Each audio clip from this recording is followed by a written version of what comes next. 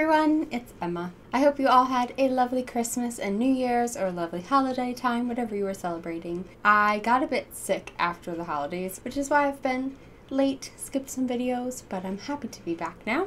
I'm just going to give an overview of my favorite 10 books that I read in the 2017 year. A lot of my favorite books this year ended up being kind of in the first half of the year. I'm going to do my best to remember what it was that I loved about these books. I'm just gonna jump right in because I've got 10 books to get through. The first one is Gemina by Kristoff and Amie Kaufman. This is the second book in the Illuminae series, which is one of my all-time favorite series. I'm so excited for the third book. And I read this one at the start of this year. It might have even been my first read of 2017, but I loved it so much. I did do a very long spoilery review for this one, so if you would like to know more about why I liked it, I'll put that in the description box for you. Basically, this is a sci-fi series. The books take place out in space on different space stations. This one I liked more than the first one because I loved the characters in this one. This one was so emotional. I just remember crying. If you've never seen these books, they're told through a really unique format.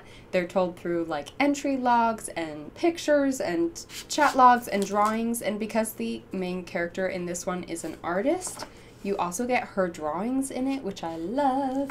I'm sure that the next book, Obsidio, will also be on my favorite books of 2018 list. I have A Conjuring of Light, which is another book in a series that I read this year. I think I read A Gathering of Shadows in 2016, I can't remember. But of the whole series, I think this last book was my favorite, and it's also the one that came out in 2017. I also have a series review for this one, so if you want to know more about why I love this series, you can go check that out. I'll link it down below. It was the third in the series, it was the last in the series, and it was the perfect finish to a series. Like, I've never been more satisfied than I was with this one. So for that reason, it ended up being one of my favorite books of the year. And I had kind of put off reading it for a while because I was nervous about what happened with the characters. I had heard it was really heartbreaking, but it did not disappoint. If you haven't checked out the Shades of Magic series, I highly recommend. Go look at my series review if you want to know what they are about. The next book that I'm going to talk about is The Sun Is Also a Star by Nicola Goon. This one was my favorite of the year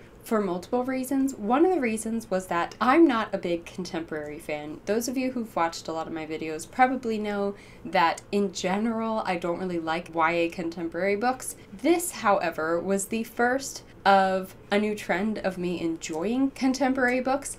I loved this book. I thought it was so beautiful. I thought it was so well written. I thought it was very realistic and relatable. This one is about these two characters, Daniel and Natasha, who spend one day together in New York City, which sounds like the epitome of a cliche YA plotline, and yet it was so not cliche. One of the reasons I loved it is that it's told through multiple point of views, and the way that it all comes together at the end of the book is so satisfying. It also was just a really sweet love story, and I was in New York while I was reading it, or like the week after I finished it, because I love New York City already, but this one really captured the feeling of it. So, number 4 is The Inexplicable Logic of My Life by Benjamin Alir Sands.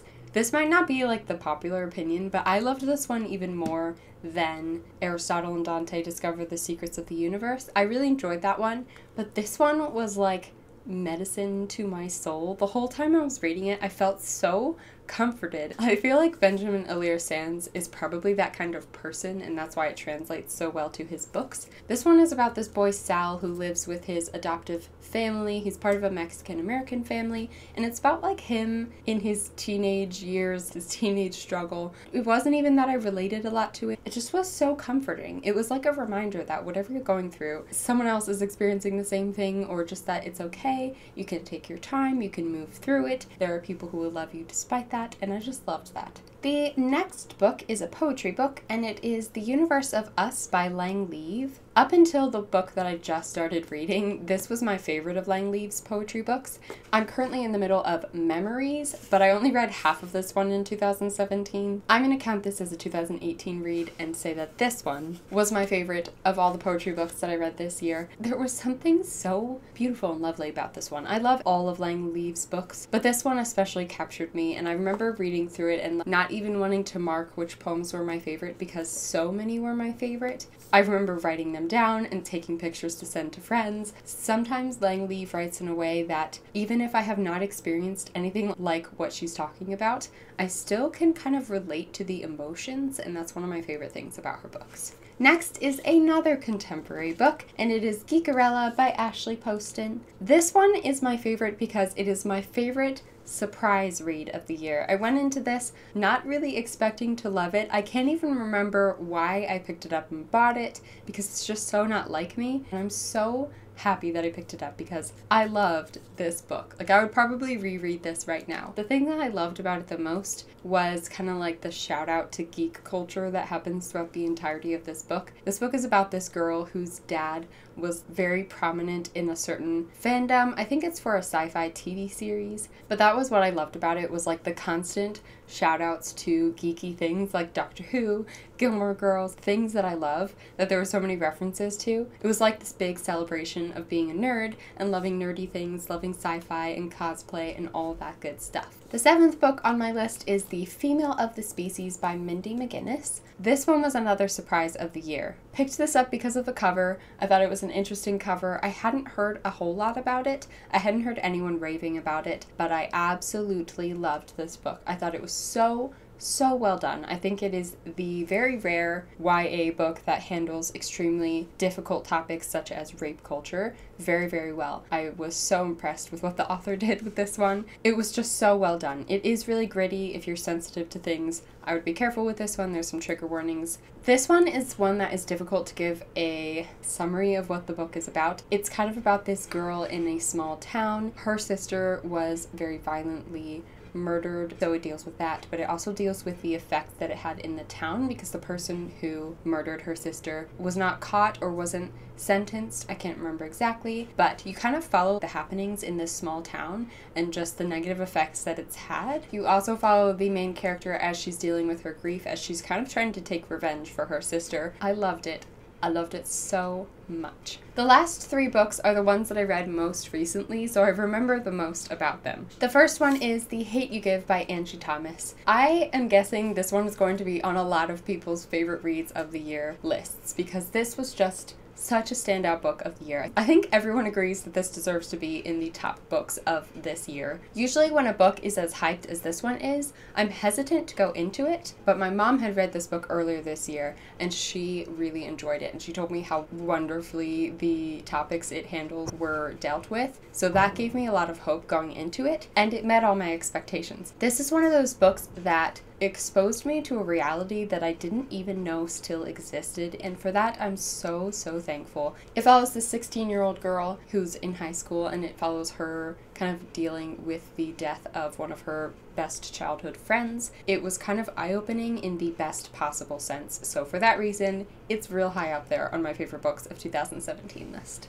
Everyone's an Aliebin When You're an Aliebin Too by Gemina Sun. This is a little graphic novel that I picked up this year. It was definitely my favorite graphic novel this year. This was definitely my favorite, like, happy, uplifting read of the year. It was so cute and sweet, but not in like a fluffy way. I feel like the best way to explain this is to read a little bit of it. This page here, it says, I feel like one day I'll meet another owl and they'll take one look at me and say, oh, somebody made a mistake. You're not supposed to be an owl at all. Obviously, this is a metaphor, but for me, when I read it, I thought about being a writer and how I kind of feel like a phony as a writer, because even though I've been writing for like a lot of my life and I've had a lot of valediction that people like what I write, I feel like I'm always thinking that someone else is going to come along, whether it's YouTube or writing or when I was a kid, ballet or karate, and tell me that I'm not good at it or whatever. It just does little truths like that, little things, little encouragements in like a really cute, adorable way. Technically, it's about this alien who shows up on Earth to learn more about the human or the humabin culture, and the entire thing is written like the title is, which just makes it all that much more charming. The last book on my favorites of 2017 list is Witchwood by Tahir Mafi. I loved this book so much. If you are not a middle reader kind of person, if you don't pick up middle grade books very often, pick this one up, I beg of you. It's so good. This was probably my favorite read of the whole year, but it is also my most recent of all the favorite reads. If I chose at the time that I read all of these, I don't know if it would be my favorite read, but at the moment, this is kind of a companion novel to the book Furthermore, which I believe was on my favorite books of 2016 list. In this one, we follow this girl, Laylee. It is her job to wash the bodies of the dead to prepare them for afterlife. For that reason, it is much darker than Furthermore, but for that, I loved it. Like, this was so dark. There were some moments where I was like, got shivers because something gross happened or just something like slightly disturbing happened. It's not like a horror book by any means whatsoever. It's still a middle grade. It has all the lyrical beautifulness that Tahereh Mafi's books always have. It was also the perfect winter read because it does kind of center around a town that the winter solstice is their biggest celebration of the year, and it takes place at that time, and it's very wintry and snowy, and I was reading it while it was snowing outside, and it was just so lovely and wonderful. I loved the characters. I loved the little underground romance that was going on in this one. I thought it was so sweet. I loved the friendships. I loved the characters. I think I said I loved the characters twice, but it's okay because I really loved the characters. So those are all of my favorite books of 2017. I had a really good reading year this past year, but I'm very excited for 2018. Let me know down below what some of your favorite reads of the year were, if you have any overlap with the books that I read this year. I hope you have a lovely day or night or afternoon wherever you are, and I will see you in my next video.